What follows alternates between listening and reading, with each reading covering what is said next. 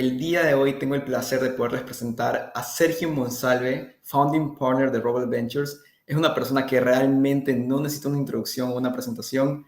Creo que lo que él ha logrado hasta el día de hoy, las impresiones que ha hecho y pues sobre todo la experiencia de más de 14 años dentro del ecosistema es algo totalmente admirable y para mí pues con muchísimo amor y admiración les presento a Sergio Monsalve. Sergio, muchísimas gracias por estar aquí. No, gracias a ti, Guillermo, y gracias a toda la audiencia que tienes, que es bastante allá en Ecuador y en América Latina. Gracias por invitarme. Pues es algo maravilloso porque nosotros hemos creado esta iniciativa para dar a conocer las historias de personas que reconocemos que su talento a lo mejor no ha sido tan llegado y distribuido por todos los canales como otros, pero yo creo que es súper necesario, sobre todo el día de hoy, que Latinoamérica se ha vuelto una potencia en cuanto a startups, el ecosistema y sobre todo creo que se está revolucionando la educación en muchos niveles. Yo a Sergio, pues bueno, lo vengo siguiendo bastante tiempo a través de LinkedIn, es un referente mío muy importante, me encanta ver latinos que están cambiando el mundo y que sobre todo guardan una postura muy interesante dentro de sus tesis de inversión, pero sobre todo en las cosas que creen fielmente. Sergio, hemos preparado una lista de preguntas y siento que van a ir fluyendo poco a poco, pero algo que me gustó muchísimo y creo que es un buen rompehielo es, me encantó poder leer sobre que hiciste un trademark de la tesis de Roble Ventures. ¿Nos podrías contar un poquito sobre eso? No, sí, claro que sí, claro, sí. Si quieres te cuento el contexto para más o menos ponerlo históricamente basado en lo que yo he pasado en mi vida. Yo crecí, nací en México, en la Ciudad de México, y me vine al norte de México y eventualmente a San Diego a estudiar. Y obviamente una de las cosas que me ayudó a progresar fue la educación, pero también el emprendimiento. Y siempre lo vi como que el emprendimiento sí, puede ser, hasta cierto punto es otro tema que se tiene que aprender en la escuela. Yo siento más que nunca tendríamos que tener clases en el pensar como emprendedor, no necesariamente empezar una compañía, pero pensar como emprendedor.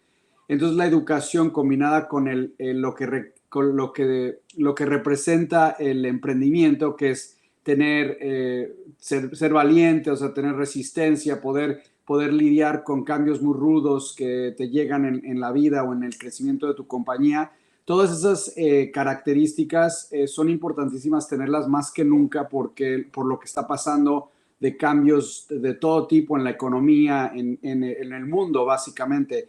Entonces, una de las cosas que siempre he querido yo hacer después de haberme venido aquí a Estados Unidos, el estudio me ayudó muchísimo. Fui a Stanford, fui a Harvard, regresé aquí a Silicon Valley y lo que me entusiasmó muchísimo como emprendedor unos años y después como inversionista en un fondo más grande es realmente enfocarme mucho más temáticamente en un área que beneficia a la humanidad de manera más específica, ¿no? Más como con más enfoque, en vez de tener un fondo que básicamente invierte Cualquier proyecto. en muchas diferentes áreas, es enfocarme muchísimo. Entonces, el fondo que tengo se enfoca muchísimamente temáticamente en el área de Human Enablement, que es básicamente cómo habilitas al humano a que pueda crecer socioeconómicamente con estudios, con una mejoría del contexto del trabajo, con crear nuevos tipos de trabajo, crear eficiencia en el trabajo y tiene mucho que ver con lo que sabes, con lo que aprendes, con lo que estás tratando de hacer, ¿no? No, me parece súper interesante porque algo que he podido aprender de muchos amigos VCs es que, claro, muchos son agnósticos de industria, quieren invertir en los mejores proyectos, pero algo muy admirable de tu carrera es que te apasiona la educación y sé que de alguna forma estás buscando revolucionar la educación a través de tus inversiones. Y bueno, este trademark me llamó muchísimo la atención, me parece una historia muy alentadora, sobre todo, que desde el punto de partida de Robles Ventures dijeron, ok, Investing in Human Enablement es nuestra tesis. Empecemos por ahí. Ahora, yo sé que, pues, bueno, eres también educador, llevas una carrera y, pues, bueno, como le mencionaste, estás graduado tanto de Stanford como tienes un MBA en Harvard. ¿Qué tan importante ha sido la educación dentro de tu historia?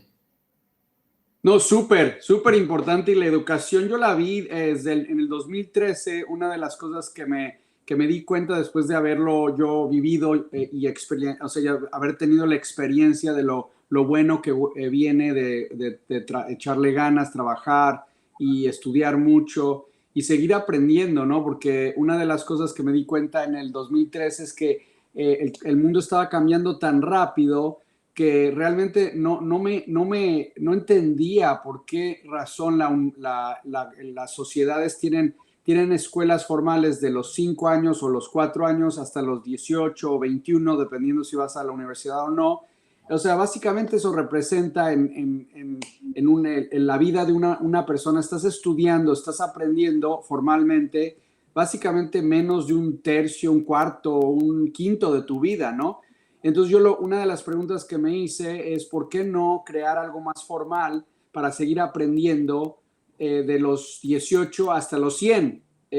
Y eso realmente estás creando una situación en donde el humano sigue creciendo mentalmente y se está desarrollando por vida, ¿no? Es un aprendizaje por vida. Eso me salió como un tema y me ayudó a invertir en compañías como, por ejemplo, Kahoot o Udemy, que se volvieron compañías muy públicas y se vendieron al mercado por 2, 3 mil millones de dólares, que nos fue muy bien económicamente, pero también le estamos ayudando a la humanidad a seguir aprendiendo durante sus diferentes etapas que no existían antes, como áreas educativas, ¿no? Porque básicamente la gente se iba a trabajar y aprendía en el trabajo, pero a lo mejor no aprendía en el trabajo, no hay nada formal. Y en el caso de Udemy, de Coursera, de diferentes plataformas ya se creó un poco más, pero todavía nos falta muchísimo crear ese aprendizaje por vida, que es básicamente es viendo al espejo lo que me gusta a mí hacer, me gusta aprender en el trabajo, en el ir a la escuela, regresar a la escuela, por eso estoy dando clases en Stanford, ya llevo 5 años dando clases, porque no nada más dando clases, no es necesario dar una cátedra y enseñarle la información y las cosas a los estudiantes. Los estudiantes mismos te están enseñando a ti. Entonces es bilateral el aprendizaje y para mí es algo que me da y yo les aporto algo, ojalá, pero ellos me están aportando muchísimo y es por lo que a mí me encanta la educación porque es algo que se tiene que hacer por vida, ¿no? Totalmente de acuerdo, y a mí me encanta la máxima que dice, enseñar es tan valioso como aprender. Y yo creo que tú eres una muestra total de que tiene muchísimo sentido. Tú cada vez enseñas más, aprendes más y pues sobre todo estás invirtiendo en compañías que están buscando cambiar el mundo, cambiar la forma en la cual los seres humanos aprendemos, pero también estás revolucionando la educación. Ahora, yo leí una historia muy fantástica de cómo llegaste a Kahoot. A mí Kahoot me parece un producto espectacular. La verdad es que la primera vez que lo vi fue porque alguien de mi equipo lo estaba utilizando y me pareció extremadamente divertido. Y creo que eso se asemeja un poquito a la situación en la cual tú viviste que te llamó la atención. Me encantaría que pudieras compartir esa historia. Sí, claro, muchas de las veces, o sea, es ser buen inversionista o emprendedor es básicamente caminar por el mundo, vivir tu vida con las antenitas bien enfocadas para ver y para ver cosas que no se ven normalmente, ¿no? Porque si estás muy ocupado en la vida y no te das cuenta de lo que está pasando alrededor de ti, no te vas a dar cuenta de lo sutil, de las cosas muy no obvias que están pasando en el mundo. Una de las cosas que me di cuenta en el 2016, antes de que Kahoot recaudara su primera ronda institucional, que era la Serie A, en el 2016, mis niños regresaban cada día y me estaban contando de las tareas que tenían que hacer por medio de Kahoot para aprender algún tema, ya sea un segundo idioma o hablar o cualquier cosa que tenían que memorizar o aprenderse y estaban usando este jueguito y me lo contaban como con mucho gusto, qué divertido era ir a la clase porque su maestro les jugaban un jueguito de Kahoot y yo me puse a pensar ¿qué es Kahoot? O sea, yo conocí también Quizlet, lo usaban. Entonces, para mí, en ese momento como que tenía la tesis de inversión en el 2016 de que el mundo de aprendizaje era muy aburrido porque básicamente desde que inventaron el libro. El libro es algo muy aburrido que básicamente son páginas y páginas y páginas de cosas que tienes que leer con los ojos, aprender por medio de lo visual, no lo audio, no puedes hacer cosas prácticas. Interactivas. Sí, entonces para mí había un tema muy importante que si teníamos videojuegos y teníamos cosas muy divertidas en el Internet, ¿por qué no cambiar y la forma de aprender fuera más afuera de los libros y hacia algo más interactivo, ¿no? Más divertido, porque mientras más te diviertes, más quieres hacer esa actividad. Y como la educación para muchos es algo que no es tan divertido, es un poco aburrido, mientras más lo haces divertido, más lo van a hacer y obviamente vas a acumular tus 10,000 horas para volverte experto en X, ¿no? Entonces, para mí, me di cuenta de eso, ya tenía más o menos la tesis, me di cuenta de mis hijos, yo empecé también a usar en el 2017, empecé a usar Kahoot con estudiantes mis estudiantes tienen entre 25 y 30 X años porque son graduados, Claro. están haciendo su maestría o doctorado. Entonces yo dije, si esta plataforma le gusta a los niños de 10, 15, 10, 12, 15 años y le gusta a los adultos, esta plataforma va a ser gigantesca. Entonces yo lo que hice es que le hablé, están en Noruega, yo le hablé a un amigo mío, por medio de LinkedIn me conecté con un amigo mío que había ido conmigo a Harvard, que acababan de asignar como el CEO nuevo de la compañía. Le hablé y le dije que querían aprender un poco más, que si estaban recaudando dinero. Y lo que me dijo es, súper, vamos a ver, estamos recaudando algo y la serie A la cerró Microsoft y me invitaron a mí a participar. Yo lo participé en lo personal, no por medio de mi fondo o de mi fondo anterior tampoco. Entonces entramos en la serie A y en unos cuantos años después se hizo pública la compañía porque estaba creciendo muchísimo, precisamente porque es un juego muy divertido, ¿no? ¿Tú crees que a partir de esa situación específica con tus niños, eso te hizo entender que, ok, hay un mundo mucho más allá de los pitches que me llegan de los founders, sino que tú también tienes que estar un poquito más alerta de cómo va evolucionando la vida, la educación? Y algo que leí que me encantó fue que más allá de, claro, el mercado es importante, pero algo que te llama muchísimo a ti la atención al momento de emprender es el impacto que tiene el producto en el mundo y pues también esa calidad de persistencia de los founders. Sí, claro que sí. La calidad o sea, la calidad de los founders, tener esa resistencia, esa habilidad de cambiar y todo eso es súper importante.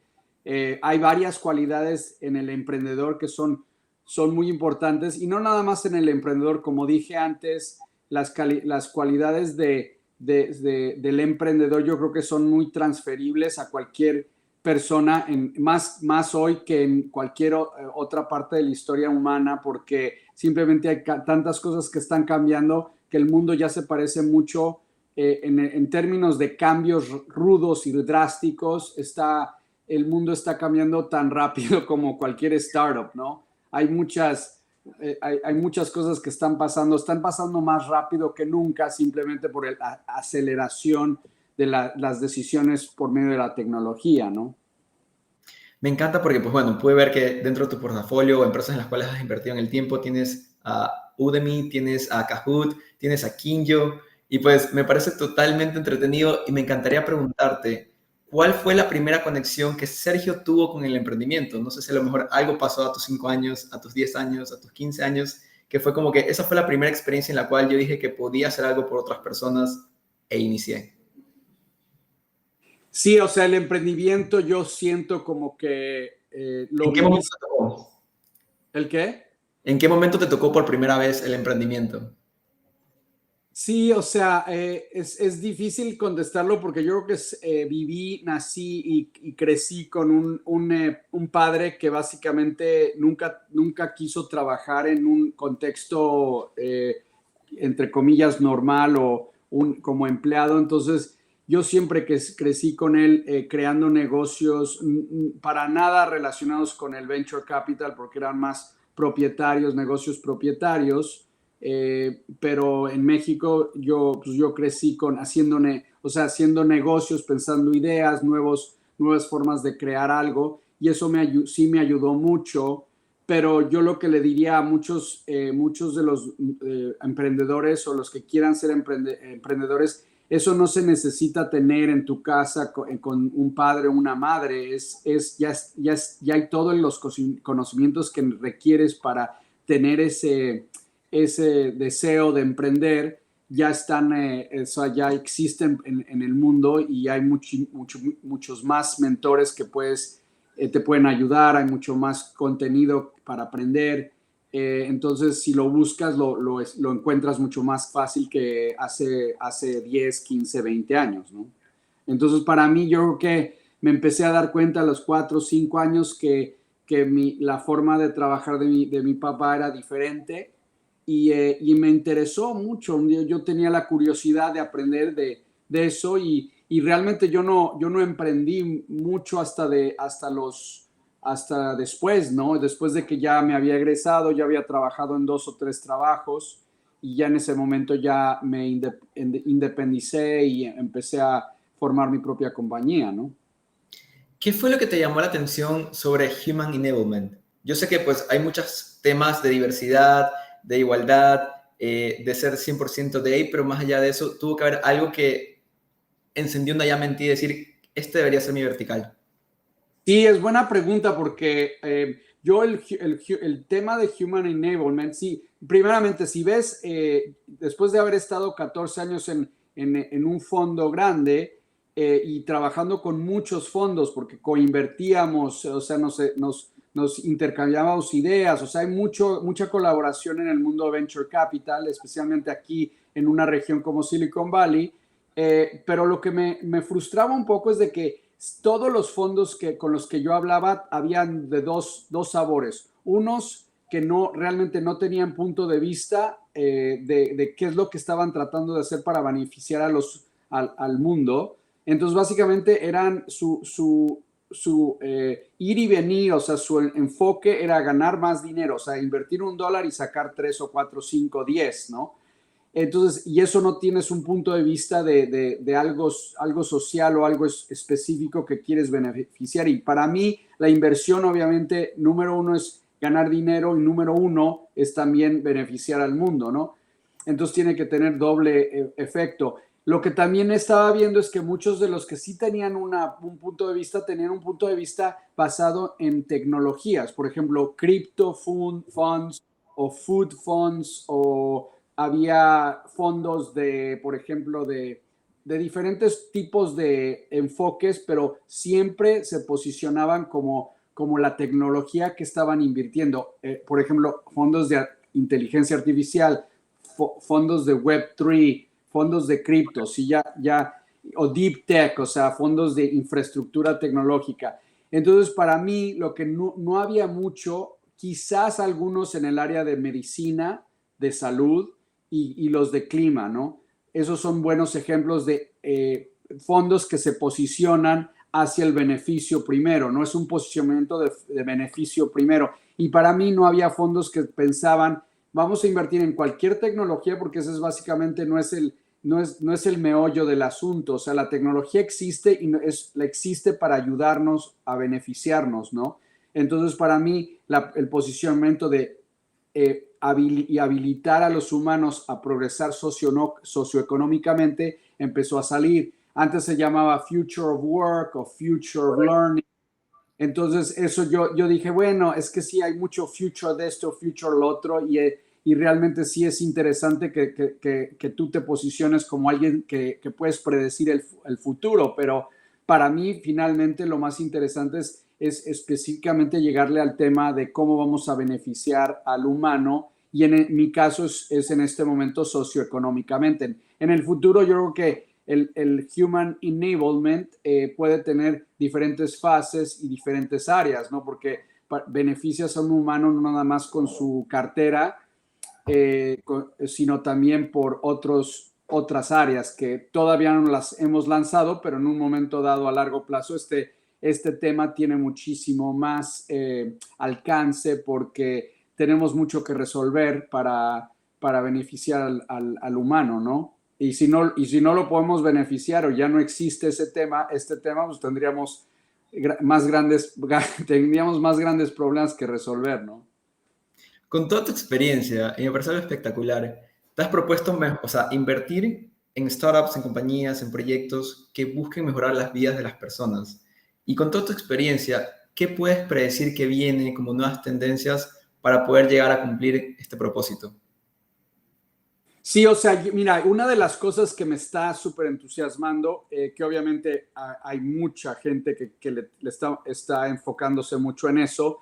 Nosotros estamos ahorita profundizando muchísimo en el área de inteligencia artificial, pero realmente la forma en que lo vemos, por el mismo tema que tenemos de habilitar al humano, es que nosotros lo vemos como inteligencia que aumenta, o sea, no aumenta al humano, no lo reemplaza, sino lo aumenta. Entonces es como augmented intelligence, no artificial intelligence.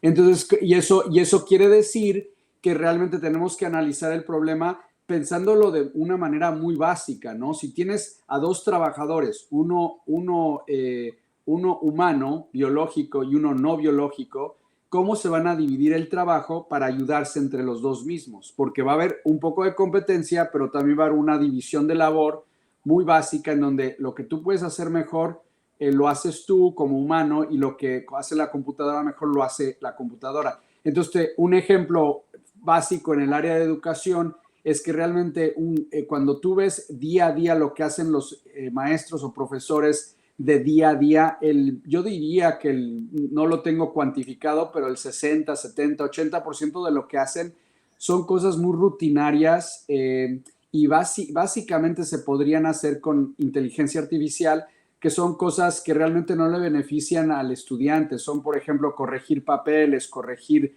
tareas, pruebas, estar tomando asistencia, o sea, haciendo cosas logísticas del salón de clases. Todo eso realmente lo puede hacer logísticamente tu AI buddy o tu copiloto de AI, y realmente en donde te vas a enfocar más es donde necesitan tus estudiantes tener mucho más apoyo, pero simplemente no tienes las horas como maestro para darle el apoyo de motivación, inspiración, de atención personal para que los estudiantes salgan de allí y digan, este profesor cambió mi vida, yo quiero estudiar por vida porque me encanta la escuela, ¿no? Y realmente si tú ves, si tú le preguntas a 100 adultos, ¿cuáles fueron tus clases preferidas en la primaria, secundaria, preparatoria o en la universidad? Siempre te van a responder, o la mayoría de las veces te van a responder basado en algún porcentaje significativo por el profesor que tuviste, ¿no? Porque el No, profesor cambia mucho. Entonces, mientras más le das la oportunidad al profesor de tener tiempo para exhibir su humanidad, que requiere de mucha empatía, ya te mencioné, o sea, motivación, inspiración, cosas como que sí se puede, sí lo puedes hacer, échale ganas, cosas así. Eso es muy motivante, es una motivación muy fuerte, y si se lo puedes dar 100% del tiempo a todos tus estudiantes, vas a mejorar el resultado fácil, porque ya no tienes que hacer las cosas que lo puede hacer la computadora. Eso es un ejemplo básico, pero imagínate que lo multiplicamos por todas las industrias en donde esto está pasando, ¿no? La productividad y el rendimiento subiría muchísimo, porque no te puedes deslindar muchísimo de lo que no se debe de hacer por un humano, y se lo deslindas a un AI, ¿no? me parece sumamente interesante y aquí te puedo contar que mis papás son profesores de colegio, de high school. Um, y antes de esa entrevista, pues les pregunté a ellos, ¿no? O sea, ¿cuál es su conocimiento sobre inteligencia artificial? Me mencionaban que ya conocían que existía ChatGPT, nunca lo habían utilizado, aunque son profesores. Les mostré como que ciertos casos de usos interesantes para ahorrarse el trabajo y ciertas cosas, y como que ellos lo vieron como, este es el Google del futuro, ¿no? como que hace mucho más. Me ayuda y no sabía que existía algo que me podía ayudar. Pero la pregunta que les hice a ellos es, ¿ustedes imaginan que el AI los podría reemplazar? Y en consenso su respuesta fue, realmente no creo que nunca suceda, porque si no hay un humano que te inspire, realmente la educación no tiene un cambio trascendental en tu vida. ¿Tú qué opinas al respecto? Yo es lo que te dije, lo que acabo de mencionar, ¿no? O sea, yo sí siento que si tú ves, o sea, si vamos a hacerlo, o sea, vamos a analizarlo en reversa, ¿no? O sea, básicamente, pregúntale a cualquier persona que tenga 30, 40, 50 años que se remonten a sus años de primaria, secundaria y preparatoria y que realmente te describan sus momentos en donde ellos se dieron cuenta que les gustaba aprender. Porque vamos a ponerlo de esta manera, si realmente vamos a aprender formalmente y no vamos a decidir si nos gusta la escuela o nos gusta aprender o no de los 5 años a los 18, eso, la palanca es muy pequeño porque nada más son un quinto de tu vida, pero si realmente sales de esas escuelas con un amor al aprendizaje, básicamente lo estás multiplicando por 4 veces más porque lo vas a seguir haciendo habitualmente en vez de poner el Netflix, en vez de irte a hacer cositas no productivas, vas a empezar a leer un libro o a lo mejor vas a ver un video, lo que sea, ¿no? O sea, cualquier modo de aprendizaje que tengas, vas a usar Udemy para aprender algo nuevo. Cualquier cosa, como ya tienes el amor de hacerlo, entonces lo vas a hacer. Es como las otras cosas que son muy difíciles de hacer, que también tienen una gratificación demorada y por eso la gente dice, ¿por qué lo voy a hacer ahorita si yo prefiero una gratificación inmediata, ir con amigos, ir a una comidita, ir al bar, ir a una fiesta? Eso es inmediato, pero en el caso de educación, de nutrición, de deporte, los beneficios son muy demorados. Entonces tienes que tener una disciplina para decir, si le tengo fe al proceso, voy a llegar a la gratificación que sería estar en buena forma, tener buena salud o lo que sea, ¿no? O aprender algo nuevo. Entonces, para mí es importantísimo tener un profesor que te dé la motivación y el amor al aprendizaje para que tú lo sigas haciendo, aunque tengas ese profesor diciéndote que lo hagas o no, ¿no? Lo haces independientemente. Es como, no le des un pez a alguien, enséñale a pescar y van a pescar por toda la vida, ¿no? Entonces, para mí, ese concepto es súper importante y en el concepto, y cuando ves que el AI ya no va a hacer cosas que son muy rutinarias, o sea, no añaden valor al estudiante, entonces el profesor se va a dedicar más a lo que realmente todos vamos a decir, o la mayoría de nosotros que hemos estudiado, vamos a apuntar, vamos a acordarnos de ese 1, 2 o 3 profesores que cambiaron nuestra vida, ¿no? Y si nuestros estudiantes pueden decir que hubo 10 o 15 o 20 profesores que les cambiaron la vida y más porcentaje puedan decir eso, es un gran triunfo y un cambio bastante duro porque vamos a tener una población que realmente sabe adaptarse a la nueva economía rápido porque sabe aprender. Si se les cae un trabajo, aprenden otro, ¿no? Otra herramienta. O sea, saben pescar, básicamente. Me gusta mucho la convicción con la cual hablas sobre este tema, porque siento que es algo que probablemente lo has de acotar en todas tus conversaciones. Y me gustaría entender qué fue eso que te impulsó a crear un fondo, porque más allá de la experiencia que ya tenías dentro de un fondo en el que trabajaste 14 años, luego fue como que, ¿qué motivó a que Sergio diga, yo puedo hacer esto mejor y le puedo dar un propósito que va muy ligado a algo que me apasiona? Sí, no, sí, buena pregunta, ¿eh? Yo veo el tema, es otra vez se va al trademark, a la marca esta que tengo, que es la habilitar al humano, pero es también habilitar al emprendedor. Entonces, cuando nosotros vemos el tema de habilitar al humano, lo vemos desde el punto de vista de a quién le íbamos a invertir, o sea, cuáles son las soluciones que nos van a ayudar a apalancar este concepto de mejor productividad, mejor aprendizaje y todo eso de lo que te mencioné, ¿no? Future Work y Future Learning, pero también tiene un punto de vista interno de cómo le ayudamos a los emprendedores. Entonces, para mí, era súper importante empezar un fondo en donde nosotros llegamos muy, muy, muy al principio de una compañía, antes de que tenga un equipo, antes de que tenga un producto, antes de que tenga una mesa directiva, y le ayudamos a crear el equipo que tenga una buena cultura, una buena química, y especialmente en la mesa directiva es súper importante tener una mesa directiva que funcione bien, porque las mesas directivas que tienen fondos de venture capital no se pueden cambiar. No es fácil cambiar un board member, y si realmente tienes una mesa directiva después de 3, 4 rounds con 5 VCs que todos estudiaron lo mismo, vienen de la misma escuela, vienen de la misma profesión y compiten entre ellos mismos, entonces vas a crear una situación de un equipo muy mal formado Desbalance.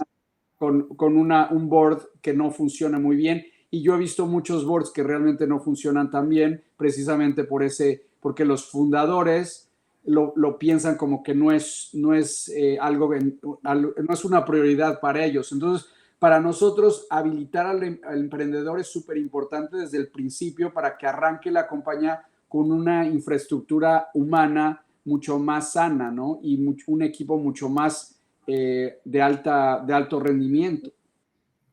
Algo que me llamó mucho la atención y pues más allá de esta tesis de mejorar la vida de las personas y su calidad de vida también, es siendo latinos, y en este caso latinos que vivimos en Estados Unidos, ¿qué tan importante sientes que es la diversidad dentro de los equipos de los founders y algo que ya mencionaste dentro de los boards? ¿Crees que esta diversidad y sobre todo esta conexión de distintas culturas y backgrounds dentro de tu equipo o de tu mesa directiva podría tener un impacto muy distinto a startups que a lo mejor simplemente empezaron siendo muy cerrados en su perspectiva de diversidad y pues sobre todo de darle oportunidades no solo a personas con las que siempre has congeniado, sino también con personas de distintas culturas y pues bueno, en este caso, contextos?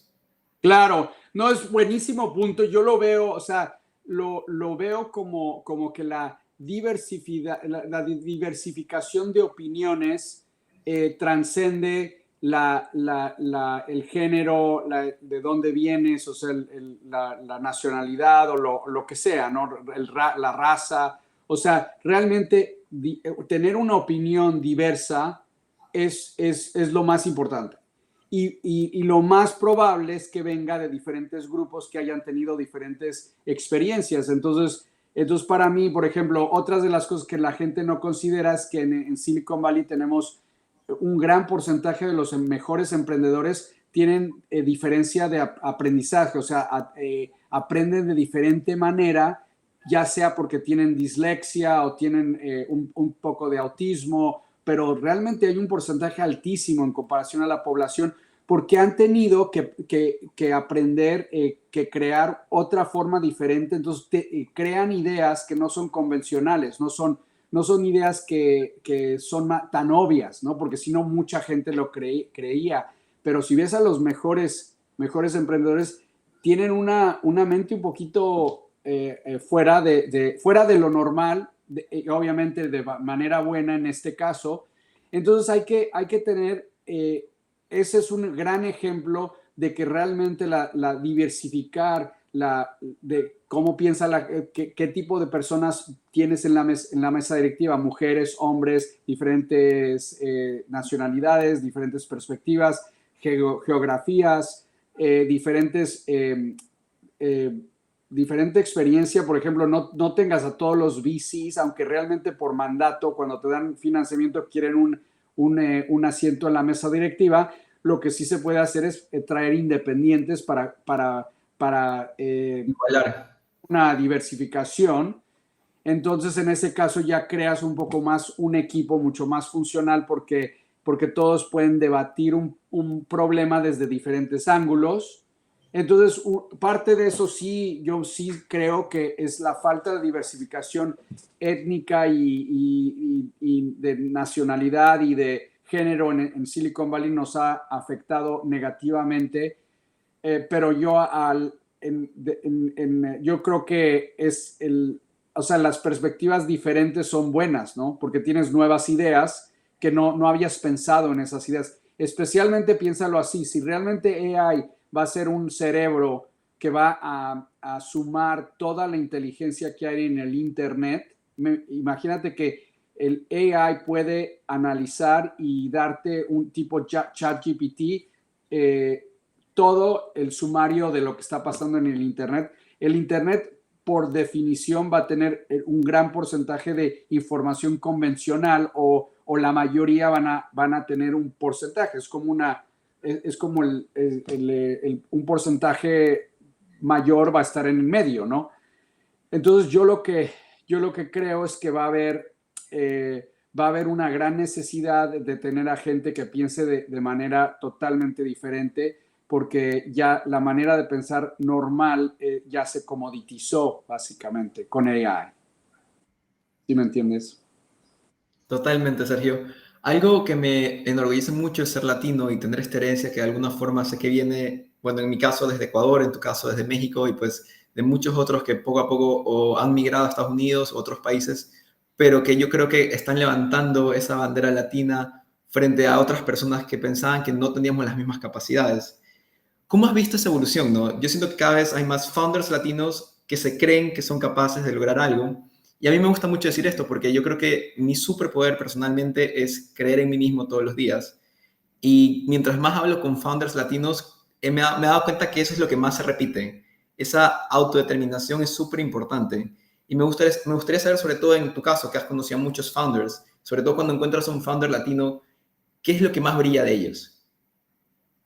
Sí, yo creo que es por eso te digo, una de las cosas, aquí en California, por ejemplo, tenemos más del 30% de latinos, o sea que ya es casi un tercio, creo que es hasta más de un tercio de la población son latinos, pero obviamente cuando dicen latinos, yo también profundizo y digo, yo sí nos vemos como diferentes culturas también, ¿no? O sea, Ecuador, Argentina, Puerto Rico, México, son diferentes culturas y traen diferentes perspectivas también.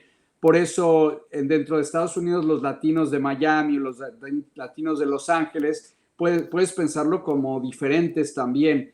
Entonces, nosotros traemos una diversificación ya nata y lo vivimos de día a día, ¿no? Yo sí siento que tenemos una cultura muy, muy rica y con muchas diferencias, que eso es muy bueno y con una aceptación muy fuerte. Entonces, para mí la aceptación es muy alto, la carisma y la creatividad son cosas que yo sí veo que tenemos, no sé si culturales o la formación, no sé, pero sí tenemos algo muchísimo, muy bueno que aportar en el mundo de emprendimiento.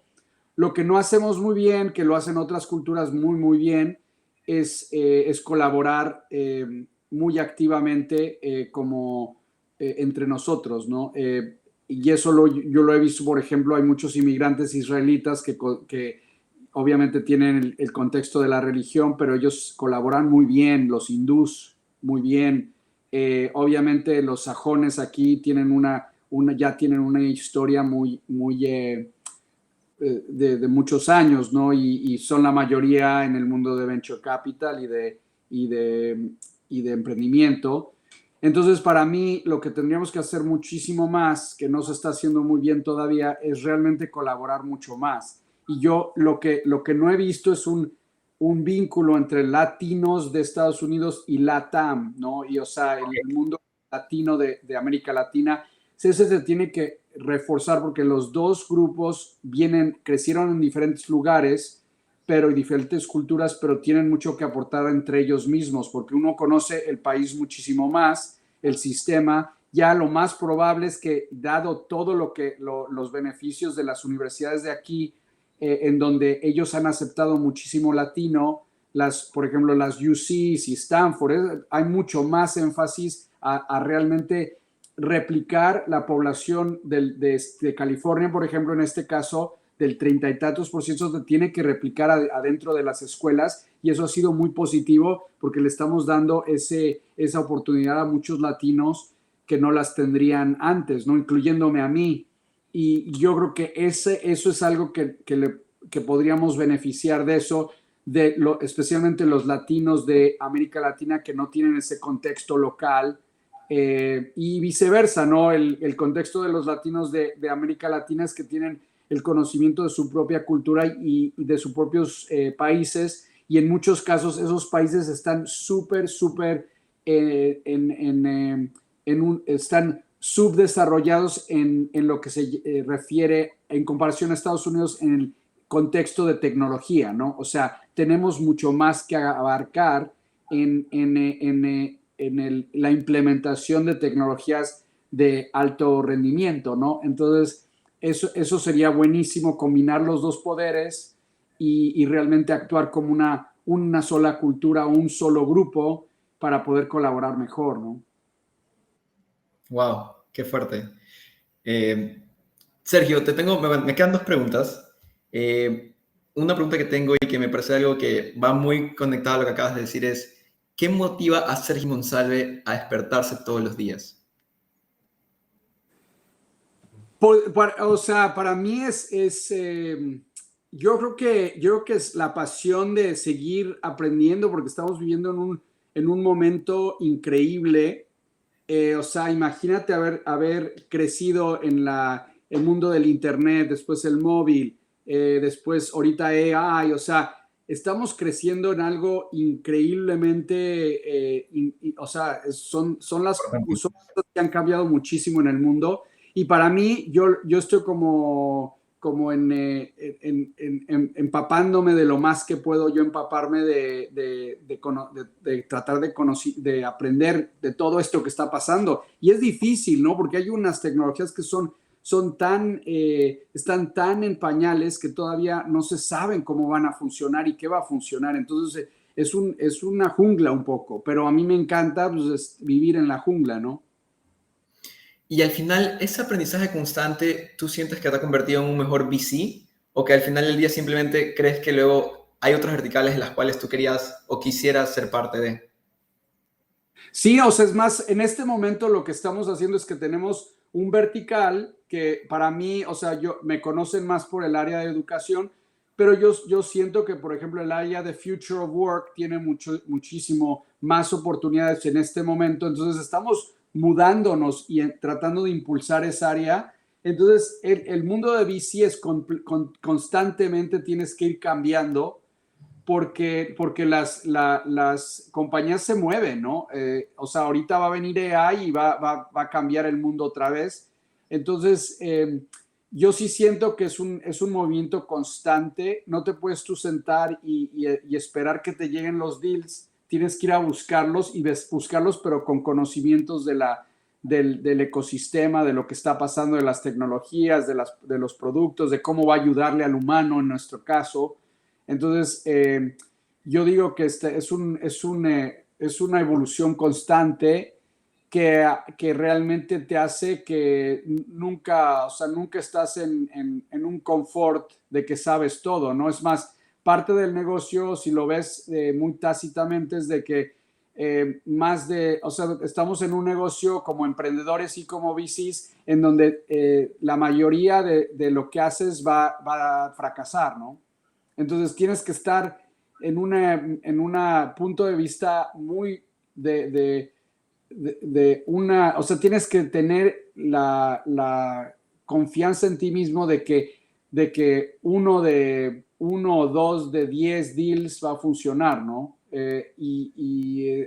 Un poco como una analogía es el béisbol, en donde un bateador nada más le pega el 20-30%, ¿no? De las veces que entra al bat, ¿no? Entonces, para nosotros es igual, pero el juego y el proceso es importantísimo que lo manejemos de mejor manera para incrementar esas probabilidades, ¿no? Pero es algo muy entusiasmante para mí. Me encanta oír eso y pues sobre todo yo creo que en este momento en tu trayectoria has tenido muchos, muchos home runs que tal vez no todos los VCs lo puedan decir. Creo que pues de seguro cada uno guarda una historia muy importante para ti y que algo que me gusta hacer dentro de este espacio es aprovechar que mis amigos VCs le hagan un pequeño shout out a una de las compañías en las cuales pusieron su fe y pues que el día de hoy les trae muchísimo orgullo. No sé si nos quisieras contar de alguno de tus portafolios y pues de ahí podemos pasar a nuestra última pregunta. Claro, claro. O sea, Podría mencionar muchas de nuestro portafolio en este momento. Muchas de ellas todavía no han tenido triunfos específicos porque es un fondo que acaba de empezar, ¿no? Pero las que reconocerían, yo me imagino, en América Latina, serían, por ejemplo, somos inversionistas desde hace varios años, desde el principio, con los emprendedores de Ubix y de Slang, dos compañías en el área educativa, una que está enfocada en lenguajes, aprender inglés, y otra que está a ayudarle a empresarios a aprender tener ciertas herramientas de liderazgo y diferentes áreas para poder crecer su negocio. Entonces, súper entusiasmados de esas dos compañías allá en América Latina. También tenemos varias otras, tenemos 12 compañías, muchas de ellas en Estados Unidos, pero el 30% de lo que hacemos está enfocado en América Latina o en general en el mundo internacional, ¿no? Fuera de Estados Unidos. Qué espectacular. Ahora vamos a seguir con profundidad a estas dos compañías y espero que también muy pronto las podamos invitar a ser parte de este espacio. Sergio, te quiero agradecer muchísimo por compartir con nosotros. Y para darle cierre a este gran episodio, me encantaría saber cuál es el superpoder de Sergio Monsalve. ¿Cuál es el superpoder?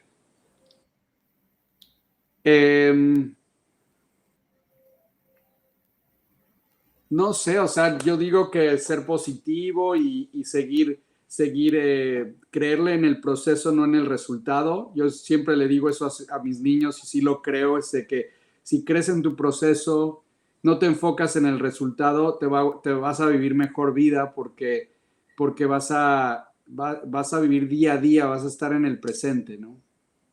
Wow, qué gran mensaje. Creen en el proceso y no en el resultado. Damas y caballeros, Sergio Monsalve, un verdadero world game changer que está cambiando cómo la trayectoria del VC llega tanto a América Latina al future of work y teniendo un gran impacto en educación. Sergio, de verdad, muchísimas gracias por compartir con nosotros. Te mando un abrazo inmenso y de verdad, qué increíble poder saber un poquito más de tu historia. Gracias, Guillermo, y un abrazo a todos, a ti, gracias por la invitación, ¿eh? Cuídate mucho. Igual, nos vemos.